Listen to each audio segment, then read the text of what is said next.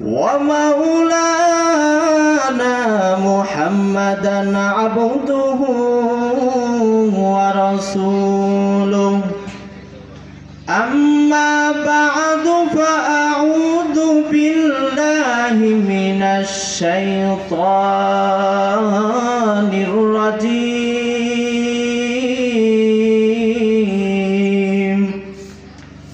بسم الله الرحمن الرحيم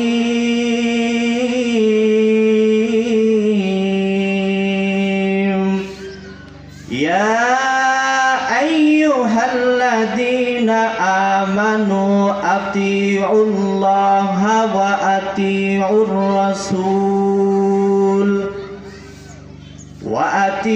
الرسول ولا تبطلوا أعمالكم قال النبي صلى الله عليه الصلاة والسلام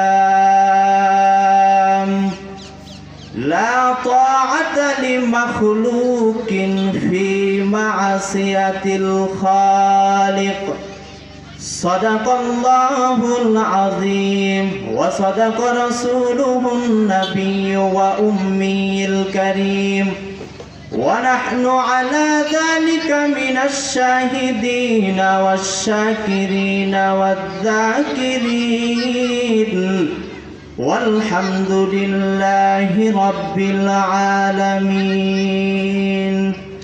दिन की सूरज डूब रही है हम लोगों के सामने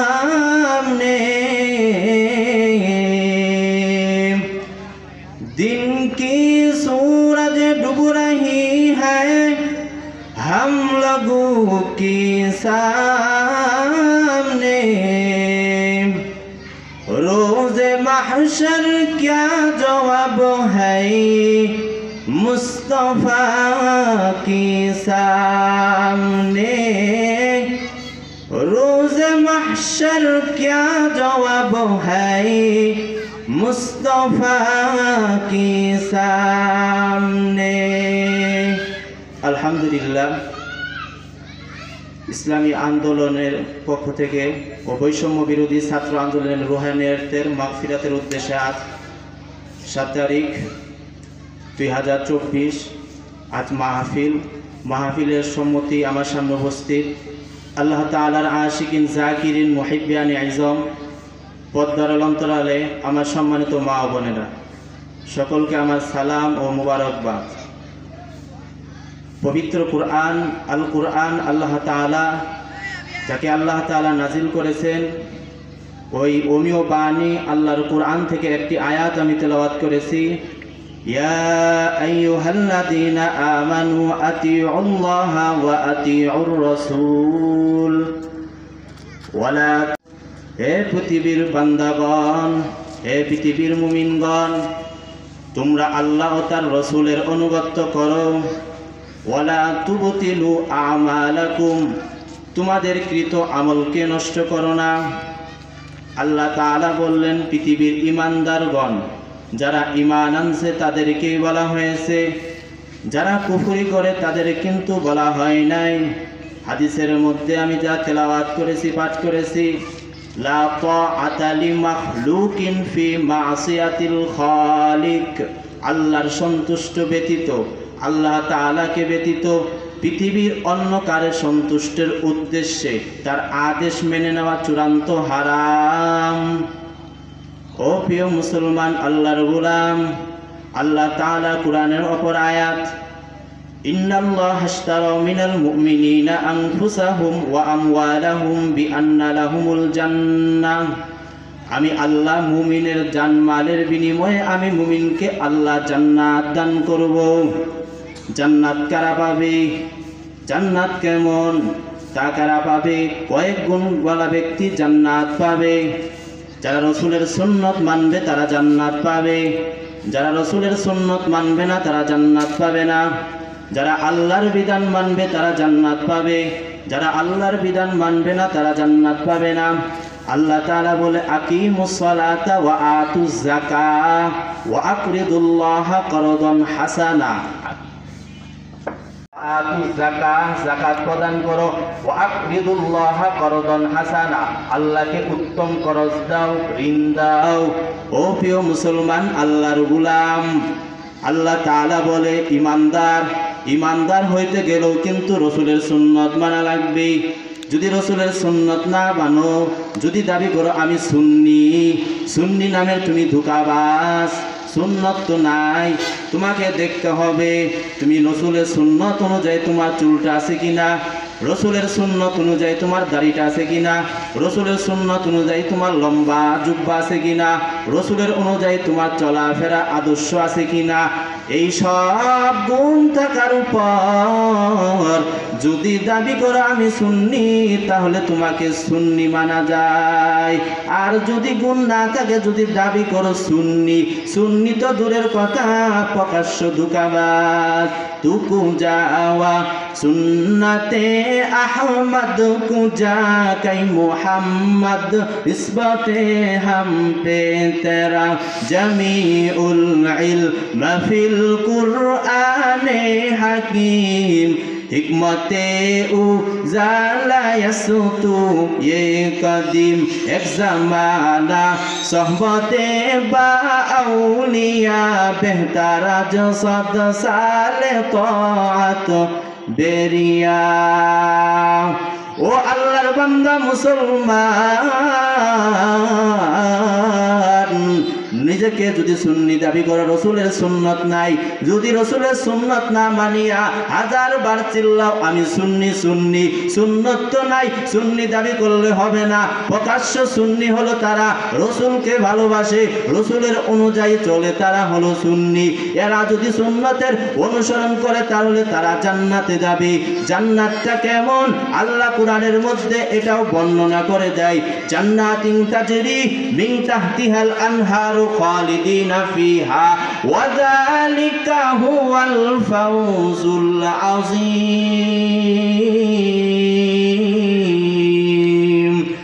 জান্নাতটা এমন যে জান্নাতের তলদেশে নহর থাকবে, সেখানে তোমরা চিরকাল বসস্থান বাস করবা।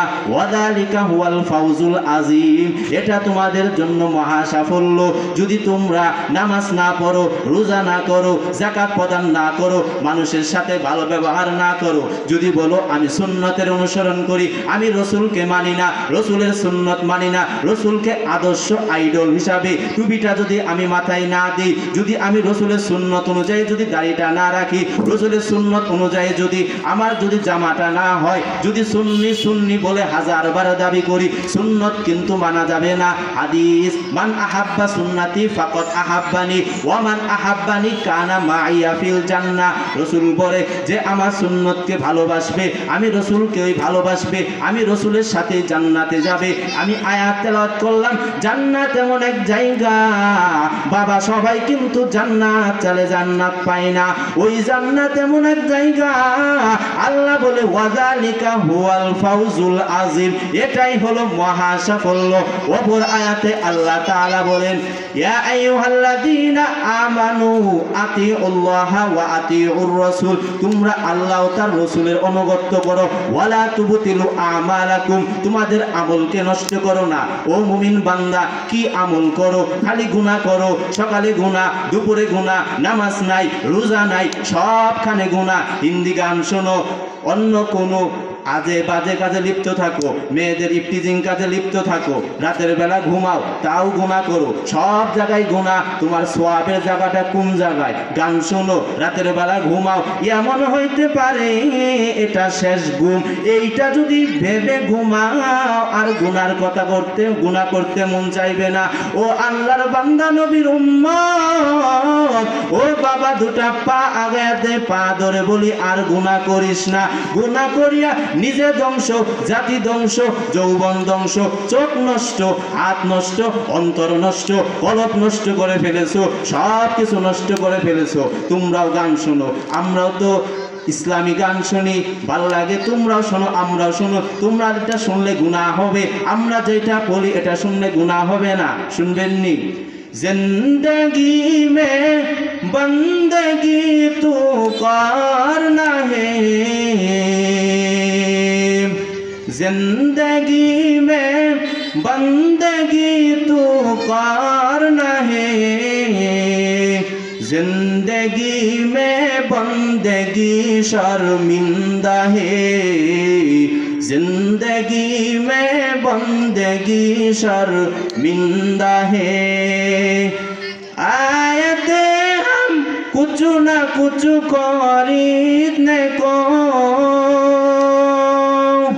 वरना कोई चारा तो जहाँ में नहीं, वरना कोई चारा तो जहाँ में नहीं। जिंदगी में बंदगी तो करना है, जिंदगी में बंदगी शर्मिंदा है, जिंदगी में बंदगी शर्मिंदा है।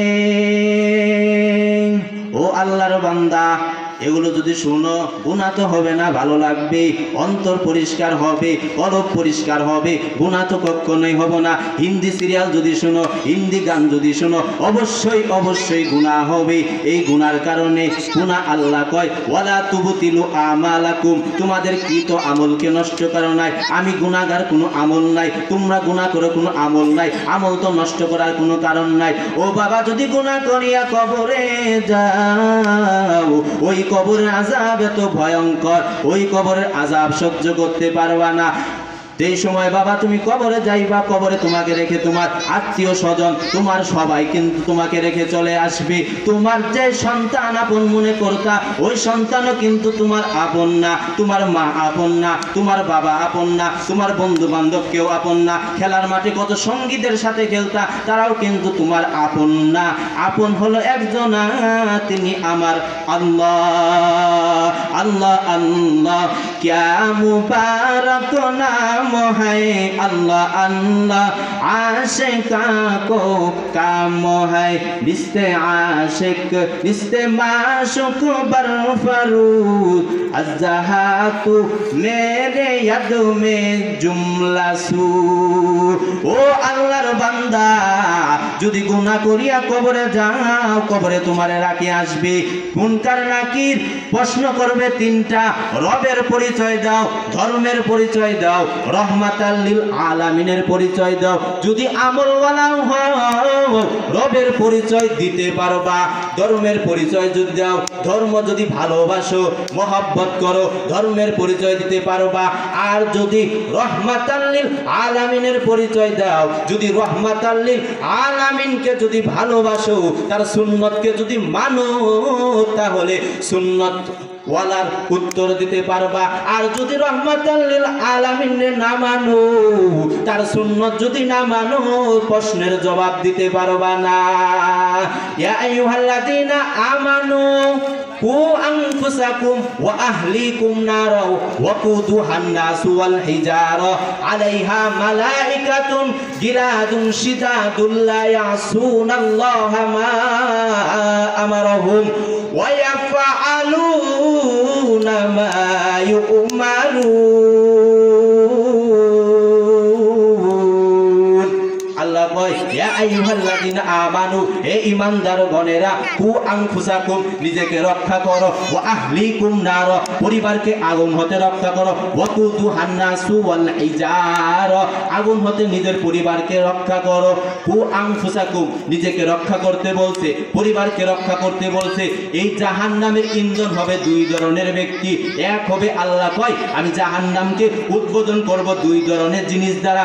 এক হলো পাথর, দুই নাম্বার হলো মানুষ। এর দ্বারা আমি জাহান্নামকে উদ্বোধন করব। মালাইকাতুন গিলাদুন শিদাদুল্লাহ ইয়াসুনাল্লাহা মা আমারহুম, ওখানে যে ফেরেশতা নিযুক্ত থাকবে, কঠোর স্বভাবের, কোনো দয়া নাই, কোনো মহব্বত নাই। মালাইকাতুন গিলাদুন শিদাদুল্লাহ ইয়াসুনাল্লাহা মা আমারহুম, আল্লাহ যা আদেশ করবে তাই মানবে। মা আমারহুম, যা আদেশ করবে তাই মানবে। ওয়ায়াফআলুনা মা ইউমারুন, তাদেরকে যা আদেশ করা হবে তাই মানবে। আল্লাহর আদেশকে তারা অমান্য করবে না। ও আল্লাহর বান্দা মুসলমান, গুনাহ নিয়ে যদি কবরে যাও, ওই কবরের আযাব সহ্য করতে পারবা না। ওই কবরের আযাব এত ভয়ঙ্কর, মায়ার নবী বলে ওই কবরের আযাব সহ্য করতে পারবা না। একদিন নবী হুজরার ভিতরে কান্না করে, আয়েশা রাদিয়াল্লাহু তাআলা আনহু জিজ্ঞাসা করে, ও দয়ার নবী, আপনি কেন কান্না করতেছেন? আপনার কি মায়ের কথা মনে হয়েছে, নাকি আপনার উম্মতের কথা মনে হয়েছে, নাকি আপনার সাহাবীর কথা মনে হয়েছে? রাসূল বলে, ও আয়েশা, আমার নিজের কথাও মনে হয় নাই। আয়েশা, তোমার কথা মনে হয় নাই, আমার বাবার কথা মনে হয় নাই, আমার মায়ের কথা মনে হয় নাই। আমার একটাই চিন্তা, আমি রাসূল দুনিয়া থেকে বিদায় নিব, আমার উম্মতের কি জানি অবস্থা হয়।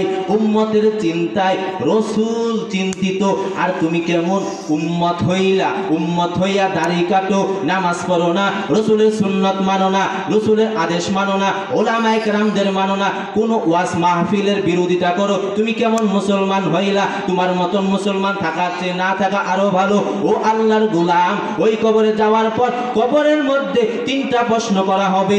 কবরের মধ্যে 3টা প্রশ্নের উত্তর যদি না দিতে পারো, কঠোর আযাবের ব্যবস্থা অবশ্যই আছে। আল্লাহ তাআলা বলে, বনি আদমকে যদি 5টা প্রশ্নের উত্তর না দেয়, এক চুল পরিমাণ তাকে জান্নাতে যাওয়ার মধ্যে কোনো সুযোগ দেওয়া হবে না। তুমি যৌবনকালে তোমার যৌবনটা কিভাবে কাটিয়েছো? তোমার যৌবনকালে তোমার যৌবনটা কিভাবে, যুবককালে তোমার যৌবনটা কিভাবে কাটিয়েছো, এই যৌবনের হিসাব দিতে হবে। যৌবনকালে আল্লাহর ইবাদত করতে হবে। যদি আল্লাহর ইবাদত না করো, তাহলে জান্নাত পাওয়ার আশা করা যাবে না। আর যদি ওই কবরে জান্নাতের আশা না নিয়ে কবরে যাও, কবর এমন এক ভয়ঙ্কর ঘর, মায়ার নবী বলে ওই কবরের আযাব সহ্য করতে পারবি না। কবর এমন এক ভয়ঙ্কর জায়গা, কবরের ওপাশ থেকে জাহান্নাম ওত পেতে এসে বলবে, ইন্না জাহান্নামা কানাত মিরসাদা, ইন্না নিশ্চয় জাহান্নাম ওত পেতে আসবে। আল্লাহকে বলবে, হাল মিম মাজিদ, আল্লাহ আর কিছু আসেনি, দিবানি, দাও। খেপন্ত বাঘের মতন আল্লাহকে বলবে, আল্লাহ কিছু থাকলে দাও, আমি অবশ্যই জাহান্নামীদেরকে এমন অবস্থা করে ফেলবো, জাহান্নাম থরথর করে থাকবে। আল্লাহ কাহারিয়াতের আওয়াজ দিয়ে বলবেন, ওয়ামতাজুল ইয়াউমা আইয়ুহাল মুজরিমুন,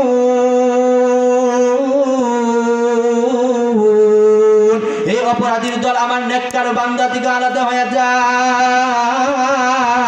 দুনিয়ার মধ্যে তোদের নেককার বান্দাদের সাথে থাকার জন্য বলছি, তারা নেককার বান্দাদের সাথে থাকো নাই, তোদের নেককার বান্দার সাথে গাছ আলাদা হয়ে যায়। আল্লাহ বলবে, নেককার বান্দা থেকে আলাদা হয়ে যাওয়ার পর ওদিক থেকে জাহান্নাম এমন ভয়ঙ্কর ভাবে আগাইবে। আল্লাহ তাআলা জাহান্নামকে বানাইছে, জাহান্নাম এমন ভয়ঙ্কর ভাবে আগাইবে, জাহান্নামের আগুনের শাস্তি কেউ সহ্য করতে পারবে না। মায়ার নবী বলে, আয়েশা রাদিয়াল্লাহু তাআলা জিজ্ঞাসা করে, ও আল্লাহর নবী, ওই কিয়ামতের দিন সকলকে খতনাবিহীন খালি গায়ে নগ্ন পায়ে ওঠানো হবে, কিন্তু তারা বলবে, ও আল্লাহর রাসূল, ওখানে কি নারী পুরুষ সকলে কি একত্র হবে? ও নবী বললে, অবশ্যই সকলে একত্র হবে। তাহলে কি নারী পুরুষ একে অপরকে দুনিয়ার মধ্যে অবস্থায় থাকলে দর্শনের অবস্থা হয়ে যায়, তো তাহলে আমরা কি তাদেরকে দেখার কোনো সুযোগ পাবো না? মায়া নবী বলে, না, কখনোই সুযোগ হবে না।